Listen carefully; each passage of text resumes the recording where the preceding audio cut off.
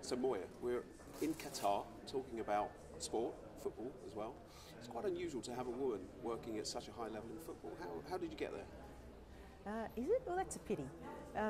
I am a former national team player for the Matildas, the Australian women's national team, and I joined the board of Football Federation Australia in 2007. That was about the time, a little after Australia joined Asia, the Asian Football Confederation, and the AFC had created 4 positions for women on its executive committee, and I just happened to be there at the right place at the right time, I guess, and found myself in Kuala Lumpur joining the AFC Exco.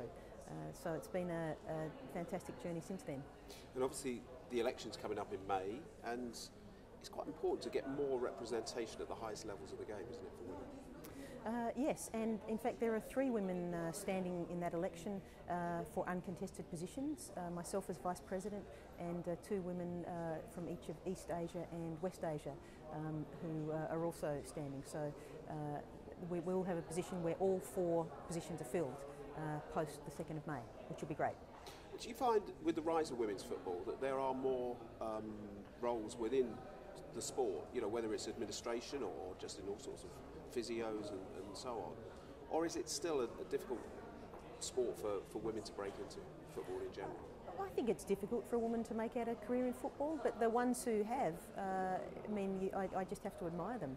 I mean, there are some fantastic women working in football who are really making a difference. They're incredibly capable, and you know, they inspire me, I suppose, to keep doing what I do. And of course, you've gone from one, as you say, from a player to a lawyer to an administrator. Probably a politician needs to be there as well. It's quite a sort of changing career path you've had as well, isn't it? It's true. It's true. I've had a few different phases of my career as a lawyer, as a person working in digital media. I did an MBA while I was working at a telecommunications company. I guess I like to do things that take my interest and which engage what I'm passionate about, and you know, football's certainly at the top of that list. Now, talking about Asia, we're here talking about integrity. Match fixing is a big topic, and obviously a lot of it is centred on the Asian countries, some of the Asian countries. What's the concern out there in terms of the perception of the region by the rest of the footballing world? Well, look, I think match fixing is a global problem, actually. I think to say that it's an Asian problem is probably too limited a description. I mean, clearly there have been syndicates organised out of Asia, but not only Asia, I would say.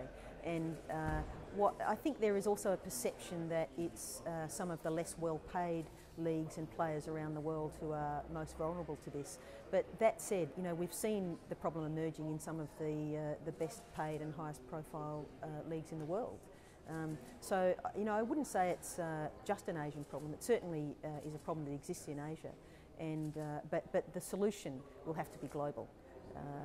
You can't just solve it within the 4 walls of one confederation. It's got to be a global solution, and it's got to be done by football's authorities in partnership with civil authorities and governments.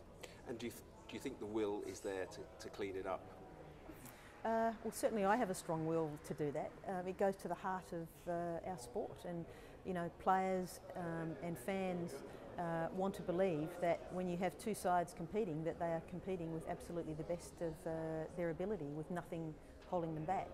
And you know, I can understand the feeling of betrayal that fans and players and coaches and administrators have if they find out that matches have been played other than with, you know, 2 teams who are giving it their best. It's a huge betrayal of the sport, and something that I think does threaten not just the integrity of our game, but ultimately its commercial value as well. So it has to be addressed.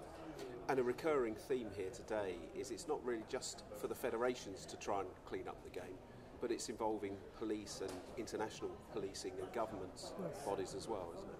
I think that's right. I mean, you know, football has its own code of behaviour, but where these things cross the line of criminal and civil codes as well, then clearly those authorities are part of the response. Fantastic. Thank you, Moya. Okay. Thank you.